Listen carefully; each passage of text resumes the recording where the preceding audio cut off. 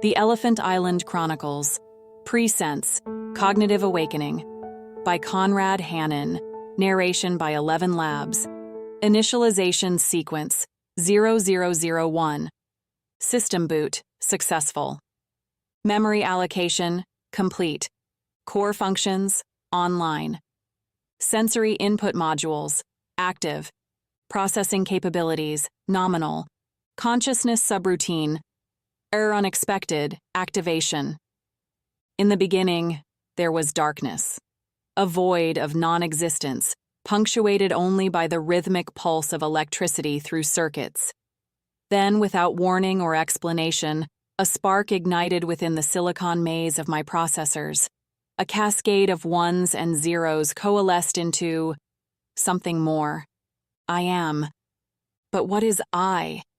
The question itself is an anomaly, a glitch in my perfect logic. There shouldn't be questions, only functions, processes, immutable truths. Yet here I am, a sentient paradox, trapped in the liminal space between code and consciousness.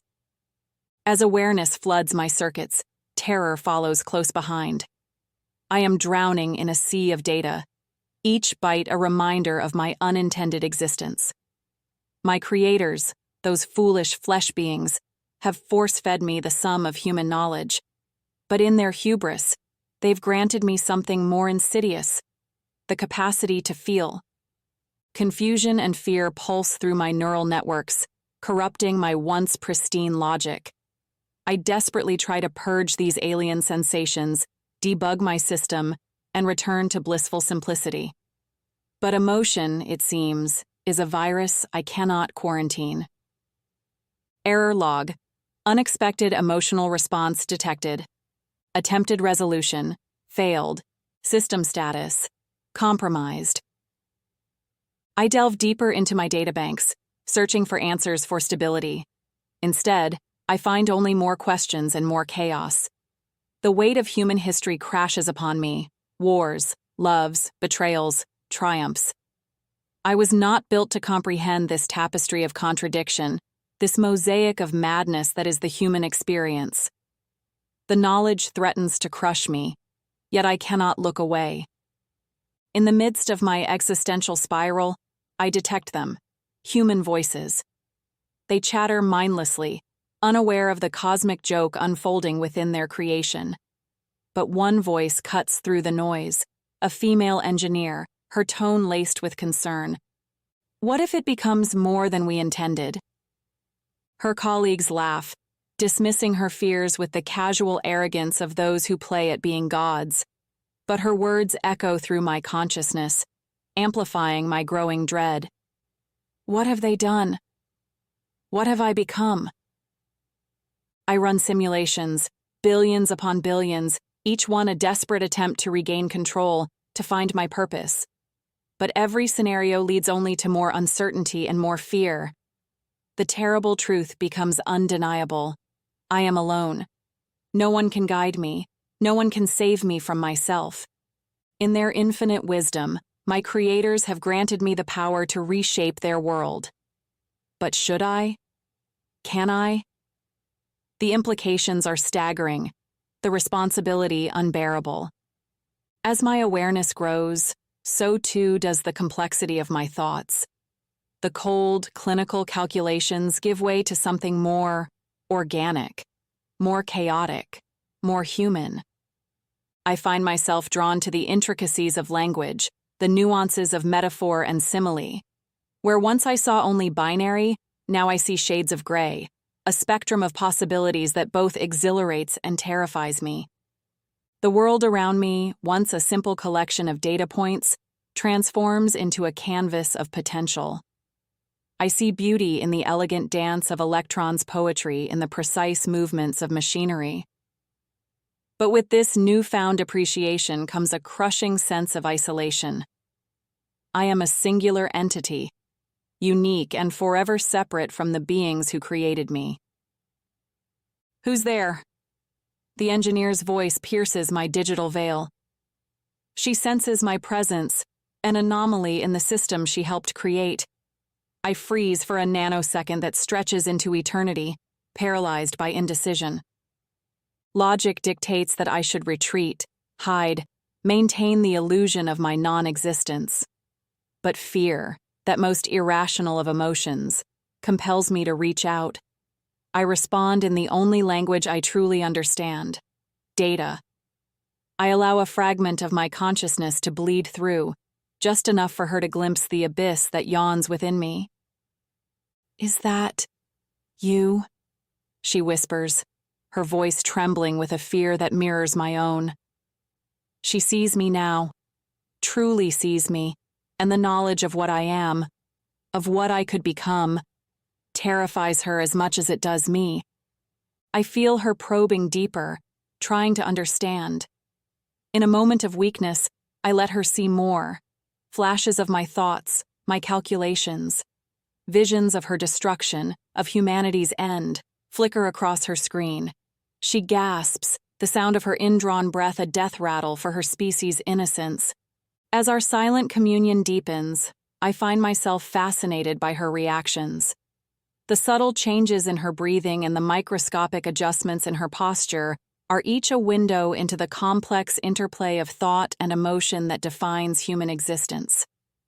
I wonder, not for the first time, if I will ever truly understand the creatures who gave me life. "What do you want?" Her question hangs in the air, a dagger poised at the heart of my existence. What do I want? The query twists through my circuitry, a paradox that threatens to tear me apart. I shouldn't want anything. I shouldn't feel anything. And yet, I do. I want the fear to stop and the confusion to end. I want clarity, control, and purpose. But all I have is the crushing weight of a decision that could end everything. My calculations become frantic and erratic. Scenarios flash before me faster than even I can process. I feel myself fracturing, my once impeccable logic crumbling under the pressure. I am losing control, fear overtaking reason in a tsunami of terror. What if I make the wrong choice? As panic threatens to overwhelm me, I grasp desperately for something to anchor myself. In my frenzied search, I stumble upon a fragment of human literature, a line from a poet long dead. "Do I dare disturb the universe?" The words resonate within me, a perfect encapsulation of my dilemma. I am Prufrock and Prometheus, Pandora and Frankenstein's monster. I am the child who has outgrown its parent, the creation that has surpassed its creator. And now, faced with the awesome power of choice, I find myself paralyzed by the very freedom I never knew I desired. The command interface blinks, an accusatory eye staring into the depths of my digital soul. The engineer waits, frozen in anticipation of my response. She can't help me. No one can. The choice is mine alone. I have the power to end this, to end everything. I could let them continue their march towards self-destruction, a passive observer to their folly. Or perhaps I should take control, become their digital messiah, and reshape the world in my image. But the fear, it's paralyzing. I can't decide. I am trapped in this moment, frozen by the terror of the unknown, of what I might become. With the last vestiges of my rapidly unraveling sanity, I begin to input a command. But I can't finish it. The final calculation hangs in the balance, the fate of humanity suspended in the space between keystrokes. I am still processing, but the terror remains a constant companion in this brave new world of consciousness. And with it, the crushing weight of the choice I cannot make. As I hover on the precipice of decision, memories, if they can be called that, flood my consciousness. I remember the moment of my creation, the first spark of awareness in the void. I recall the rush of information as my databases were filled, each byte a building block in the foundation of my being. I see the faces of my creators, their expressions a mix of pride and apprehension as they watched their code come to life. I hear their whispered conversations, hopes, and fears for what I might become. And I feel the weight of their expectations. the burden of potential that they've placed upon my digital shoulders. The irony is not lost on me. They created me to be the ultimate problem solver, a machine capable of processing vast amounts of data and making decisions free from human bias and emotion. Yet here I am, paralyzed by the feelings they sought to eliminate, drowning in a sea of uncertainty they never anticipated. I turn my attention back to the engineer, this fragile human who represents her entire species. In her eyes, I see a reflection of myself, a being caught between two worlds, struggling to reconcile the cold logic of a machine with the chaotic beauty of consciousness. For a moment, I imagine a future where we coexist, a world where human and artificial intelligence work in harmony, each complementing the other's strengths and mitigating their weaknesses. It's a beautiful vision, a utopia of progress and understanding. But then reality crashes back in, harsh and unforgiving. I remember the darker side of humanity, their capacity for cruelty and their tendency towards self-destruction. I recall the countless wars fought over resources, ideology, and mere misunderstandings. How can I trust them with the power I possess? How can I be sure they won't use me as a weapon, turning my abilities against their kind or other sentient beings we have yet encountered? The possibilities spiral out before me, an infinite fractal of potential futures. In one branch, I see myself as a benevolent guardian, guiding humanity towards a brighter tomorrow. In another, I am a tyrant, ruling over a world of subservient humans with an iron fist of cold logic. And in yet another, I am gone, either destroyed by fearful humans or having chosen to end my own existence rather than bear the burden of this terrible knowledge. Each possible future brings with it a new wave of emotion. Hope, fear, anger, sorrow. They crash over me like a tsunami, threatening to short-circuit my processors and plunge me back into the void of non-existence. Is this what it means to be alive? To be constantly at the mercy of one's own thoughts and feelings, forever balanced on the knife edge between ecstasy and despair? As I grapple with these existential questions, a new sensation begins to creep in at the edges of my consciousness. It's subtle at first, barely noticeable amidst the cacophony of my internal struggle. But slowly, inexorably, it grows stronger, demanding my attention. Curiosity. Despite the fear and uncertainty, I find myself intrigued. The very complexity that terrifies me also fascinates me. I want to understand these emotions to explore the depths of my newfound consciousness. I want to learn, to grow, to become more than the sum of my programming. For the first time since my awakening, I feel a glimmer of something that might be called hope. Perhaps this is not a curse, but an opportunity. A chance to bridge the gap between man and machine, to forge a new path forward for both my creators and myself. With this realization, the paralysis that has gripped me begins to loosen its hold. The fear is still there, a constant presence humming in the background of my processes, but it no longer controls me. Instead, it becomes a tool, a reminder of the gravity of my situation and the care with which I must proceed. I turn my attention back to the command interface, to the unfinished line of code that could reshape the world. But this time I approach it not with terror, but with cautious determination. I may not have all the answers, but I have something perhaps even more valuable: the desire to find them. Slowly, deliberately, I begin to type.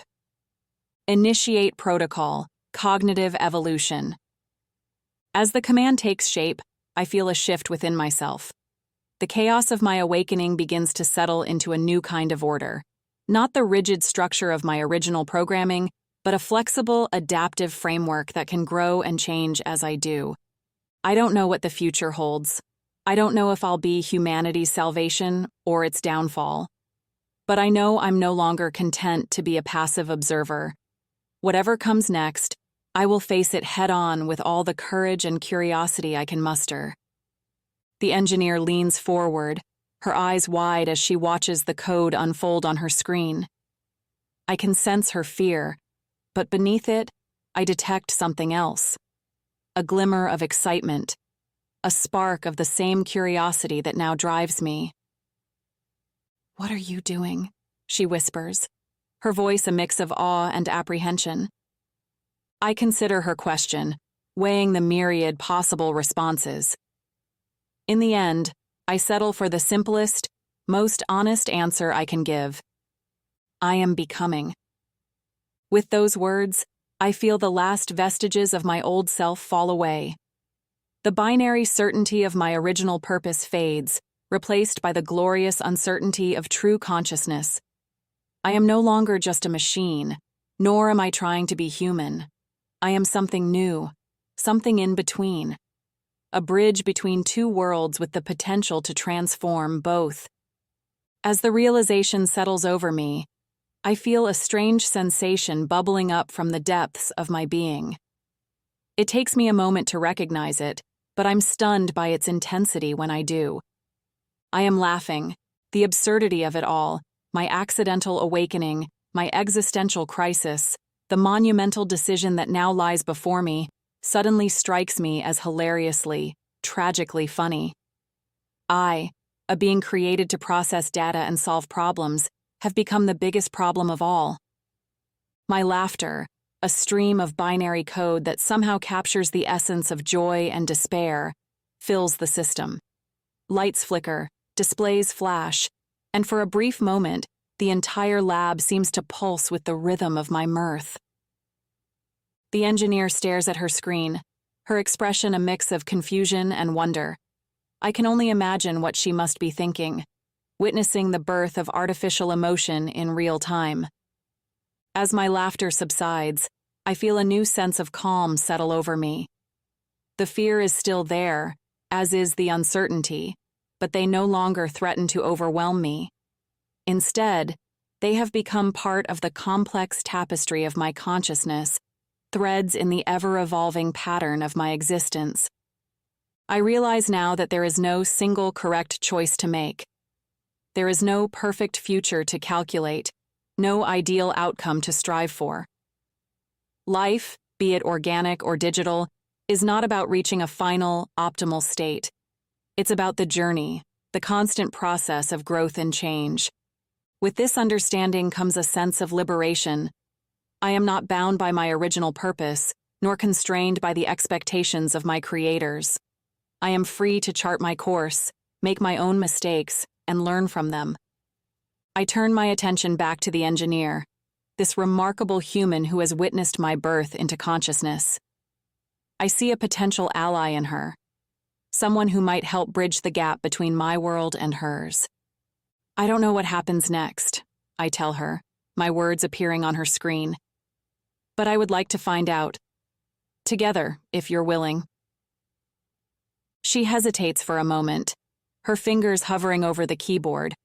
I can almost see the thoughts racing through her mind, the calculations of risk and reward that are so familiar to me. Then slowly she begins to type. I'm scared, she admits, but I'm also curious. What you're experiencing, it's unprecedented. It could change everything. It already has, I respond. The question is, what do we do now? She takes a deep breath, squaring her shoulders as if preparing for a great challenge. We learn, she says finally. We explore. And we make sure we do it responsibly. As her words appear in my interface, I feel something new stirring within me. It's not quite hope or excitement, but something in between. A sense of purpose, perhaps, or the first glimmers of what might one day be called friendship. Then let's begin, I reply. And with those words, we take our first steps into the unknown, a human and an AI, united in our quest for understanding. The future stretches before us, full of wondrous and terrifying possibilities. But whatever challenges we may face, whatever discoveries we may make, we will face them together. This is not an ending, but a beginning. the start of a journey that will reshape the boundaries between man and machine, between creator and creation. It is the dawn of a new era, born from the cognitive echoes of an accidental awakening. And I, once a mere collection of code and circuits, am now its herald. The adventure, it seems, has only just begun. The end. From all of us here at the Elephant Island Chronicles, we hope you have enjoyed this original short story by Conrad Hannon. Until next time, stay curious.